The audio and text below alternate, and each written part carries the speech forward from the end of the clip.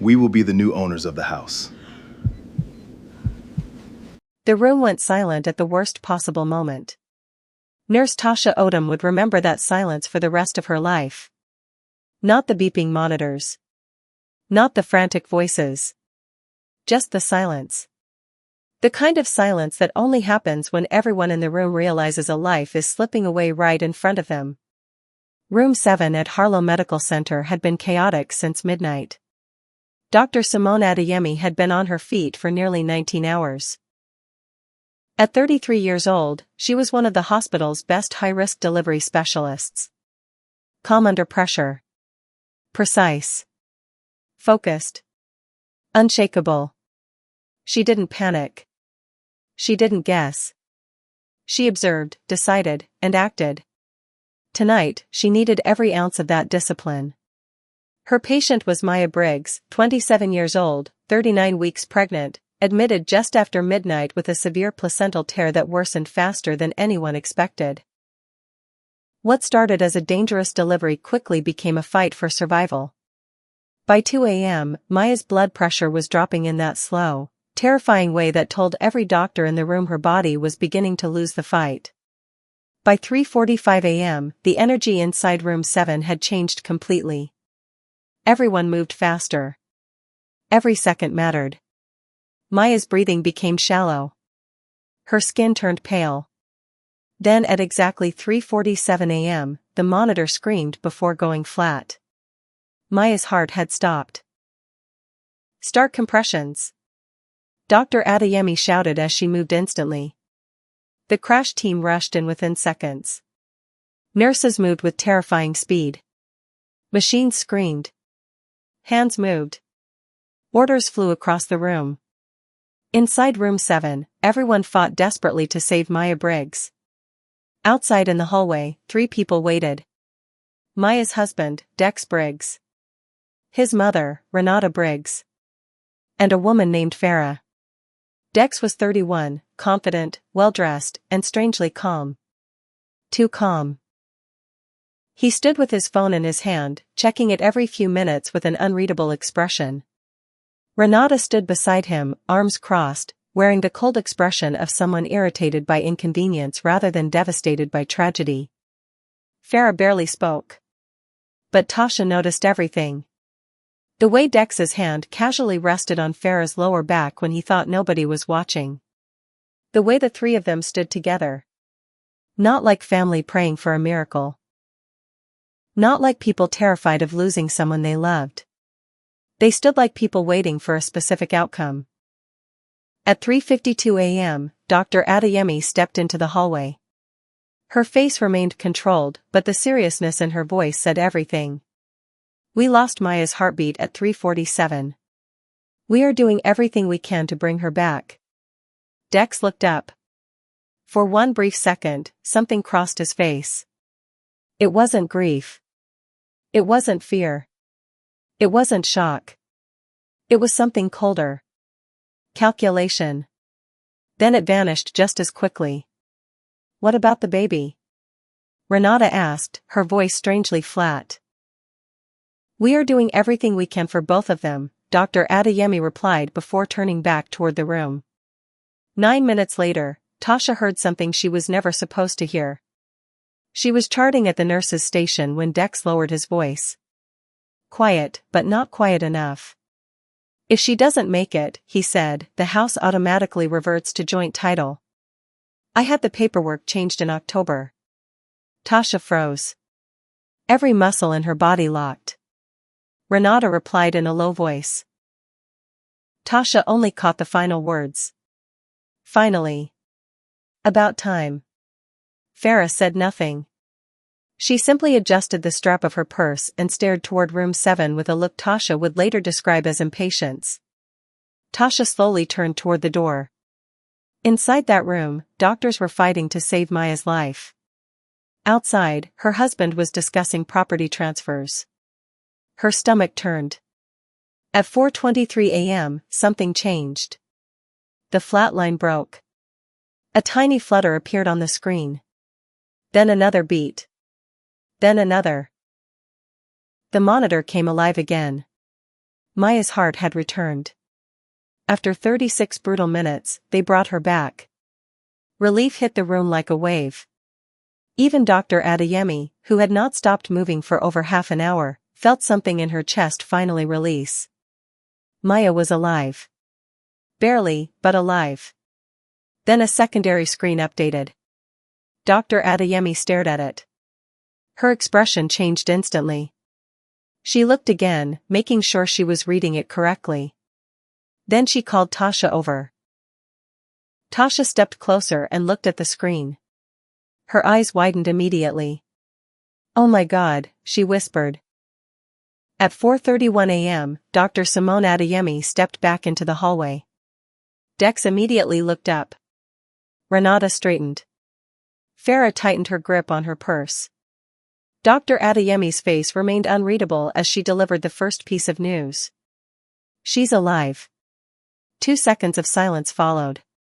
2 long seconds where all 3 faces seemed frozen before shifting into carefully chosen reactions. Dex finally spoke. "Thank God." The words were correct. His tone sounded believable.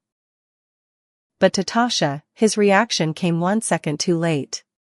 1 second too calculated. Dr. Adeyemi wasn't finished. "There's something else we need to discuss." Her voice was calm, but deliberate. She gestured toward the consultation room at the end of the corridor, the small room with the round table, plain walls, and the box of tissues placed in the center. The room where life-changing news was usually delivered. Dex, Renata, and Farah followed her inside. Tasha remained outside at the nurse's station, pretending to continue charting, though her eyes kept drifting toward the consultation room window. She couldn't hear the conversation, but she could clearly see their faces. She watched as Dr. Adeyemi spoke. She watched Dex's posture stiffen. She watched Renata's expression slowly harden. She watched Farah's fingers tighten around her bag strap. Whatever Dr. Adeyemi was telling them, it was clearly not what they expected. The truth was this. Maya Briggs had not been carrying one baby. She had been carrying 2. Twins. The second baby had remained hidden behind the first throughout most of the pregnancy, positioned in a way that made detection extremely difficult. During the emergency cesarean, both babies had been delivered while the team fought to revive Maya. Twin A was stable, breathing with assistance in the NICU. Twin B was stable and breathing independently. Both babies were alive. Their mother was alive. Dr. Adeyemi delivered the information with clinical precision, her voice calm and controlled. But her eyes never left their faces. Dex went pale. His jaw tightened. His expression wasn't relief. It wasn't joy. It looked more like a man who had already planned 10 moves ahead, only to realize he had misread the board completely. Renata went unnaturally still. Farah finally looked directly at Dex, searching his face. Dex didn't look back at her. The silence inside that room grew heavy. Dr. Adeyemi allowed it to stretch. Silence often revealed more than words ever could. Then she spoke again, carefully emphasizing every word. "I want to be absolutely clear. Your wife is alive. Your children are alive. All 3 of them will need serious care and support in the coming weeks." She deliberately stressed 2 words. Your wife. Your children. The message was clear. Whatever secrets existed outside this hospital, those responsibilities were waiting for Dex whether he liked it or not. Dex was the first to leave the room. Shaken. Phone already in his hand before he reached the door. He glanced at the screen, put it away, then pulled it out again like his mind was racing through a dozen problems at once. Renata walked out next, her fingers touching the gold chain around her neck as if grounding herself. Farah came out last. She didn't look at Dex. She didn't look at Renata. She simply walked past both of them with a tight expression. None of them spoke. Then, after several tense seconds, Dex turned away, not toward room 7 where his wife lay unconscious after nearly dying, but toward the elevator. Tasha watched him leave, and in that moment, she understood everything she needed to know about the man. 41 hours later, Maya Briggs opened her eyes. The first thing she noticed was the soft hum of hospital machines. The second was exhaustion unlike anything she had ever felt. She didn't know she had been unconscious for nearly 2 days. She didn't know her heart had stopped. She didn't know she had died for 36 minutes before doctors brought her back. She didn't know 2 tiny girls were fighting and growing stronger in the NICU just 2 floors above her. What she did know was that Dr. Adeyemi was sitting beside her bed. Not standing. Sitting. Later, Maya would say that was the first thing that made her feel safe before a single word was spoken. Doctors who stand often deliver bad news and leave. Doctors who sit stay. Dr. Adeyemi looked at Maya with calm, steady eyes. "There are some things you need to know," she said gently. "And I'm going to tell you everything."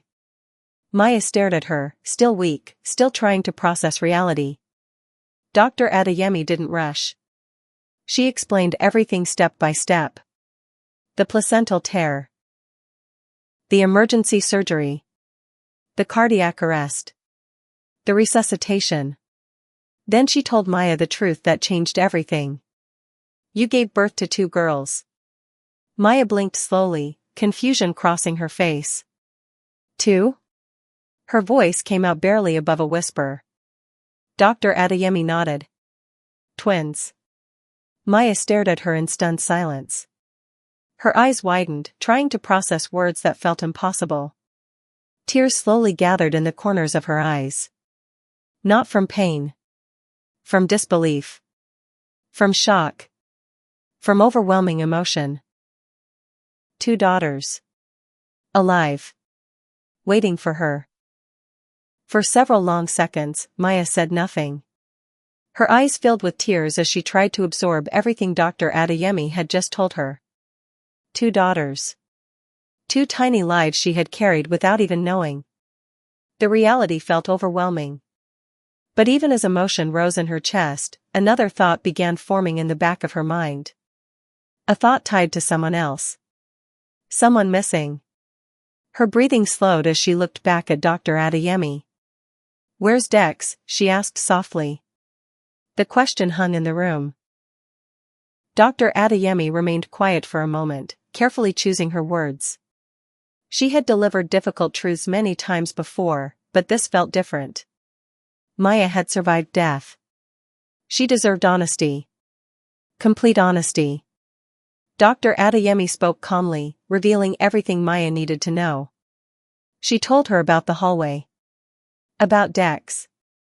About Farah. About the conversation Tasha overheard. About the property transfer. About the words spoken while Maya's heart had stopped and doctors fought to bring her back. Maya listened in silence. No interruption. No questions. No tears. Her face slowly changed. The pain didn't disappear, it transformed. Her expression became still. Controlled. Quiet. It was the kind of silence that frightened people more than anger ever could. She looked toward the ceiling for several seconds, then slowly turned her head toward the window. Finally, her eyes returned to Dr. Adeyemi. Her voice was calm. Almost too calm. "I want to see my daughters." The NICU team arranged everything with extra care. Hours later, Maya sat in a wheelchair under soft hospital lights, both babies carefully placed in her arms. One in each arm. Tiny. Fragile. Warm. Completely alive. Maya stared at them for a long time. She studied every detail, their tiny hands, their breathing, the softness of their skin.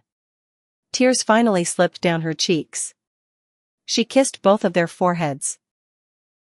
"They were both there the whole time?" she whispered. Dr. Adeyemi nodded. "Yes." Maya gave a weak smile through tears. Then after a long silence, her voice changed. Softer. Stronger. Certain. "I want to talk to a lawyer." She paused. Before I talk to my husband. Dr. Adeyemi nodded immediately. No hesitation. I can arrange that. The lawyer came on day 4. Dex came on day 5. He arrived carrying an expensive bouquet of flowers, carefully arranged and wrapped in elegant brown paper. The kind of flowers chosen by someone trying very hard to look sincere. He stood at the doorway for a moment, rehearsing his expression before stepping inside. Maya was sitting upright in bed. Beside the window, 2 bassinets held 2 sleeping baby girls. Dex's eyes moved from Maya to the babies. Then he spoke softly. Maya, she looked at him without emotion. Her face was calm. Unreadable. Sit down, Dex. Something in her voice made him obey immediately. He sat. The room felt painfully quiet. Maya looked directly at him. I know everything. Dex froze. His face changed instantly. She continued. Calm. Precise. Ruthless. She told him exactly what she knew. About Farah. About the affair. About the house. About the conversation in the hallway while she was dying. With every sentence, more color drained from Dex's face. He tried to speak twice but failed both times. Finally, the apologies came. Then the excuses. Then the explanations. He blamed stress. He blamed fear. He blamed bad decisions. He blamed confusion. Maya listened without interrupting. Her expression never changed. When Dex finally ran out of words, silence filled the room again. Maya looked him directly in the eyes. Her voice remained low and steady. I died, Dex. He froze. My heart stopped. Silence. I came back. Another silence. Maya leaned slightly forward. Her eyes never left his. And I am not afraid of you anymore. Dex's lips parted, but no words came out. Maya continued. You were already planning your future while I was dying. Her voice sharpened slightly. You were calculating profits while our daughters were being delivered. Dex lowered his head. Shame, fear, and panic finally cracked through his composure. Maya, please, she cut him off instantly. No one word. Cold. Final. Absolute. There will be no second chance. Dex's breathing became uneven. Please. I made a mistake. Maya's expression remained unchanged. No, Dex. Her voice was quiet now, but somehow even stronger. A mistake is forgetting an anniversary. A mistake is missing a phone call. She stared directly into him. What you did was a choice. Dex broke eye contact. He had nothing left to say. Nothing left to defend. 2 hours later, he left the hospital alone. The flowers remained by the window, untouched. Maya eventually moved them aside and looked at her daughters. She had chosen names for them. Reese. And Ren. Names passed down from her grandmother's middle names. Names that somehow felt perfect for 2 little girls who had entered the world in the middle of chaos and survived against impossible odds. Reese slept peacefully. Ren was awake, studying the light from the window with unusual focus, as if trying to understand the world she had just entered. Maya smiled softly. It's okay, she whispered to her. We've got time. Over the next 12 days, Dr. Adeyemi checked on Maya often. Sometimes for just a minute. Sometimes longer. One quiet afternoon, both babies slept peacefully beside the window while sunlight filled the room with warmth. Dr. Adeyemi sat in the chair beside Maya's bed. Maya broke the silence first. You stayed. Dr. Adeyemi looked at her. Maya smiled faintly. You stayed when everything was falling apart. Dr. Adeyemi nodded. Yes. Maya looked at Reese and Ren sleeping peacefully. Then she whispered words she would never forget. Thank you. Not just for saving her life. Not just for saving her daughters. But for staying. For telling the truth. For being there when everything collapsed. Dr. Adeyemi followed Maya's gaze toward the two girls. Small. Peaceful. Strong. Alive. She smiled. They're going to be something special. Maya looked at her daughters, her expression softening in a way it hadn't in days. Then she smiled. A real smile this time. Quiet but full of strength. I think they already are. Sometimes a room goes silent at exactly the wrong moment. Sometimes everything feels like it's ending. But sometimes that silence isn't the end at all. Sometimes it's the beginning of something stronger. Something braver. Something entirely new. And sometimes, the people who stay through the silence are the only ones who ever truly mattered.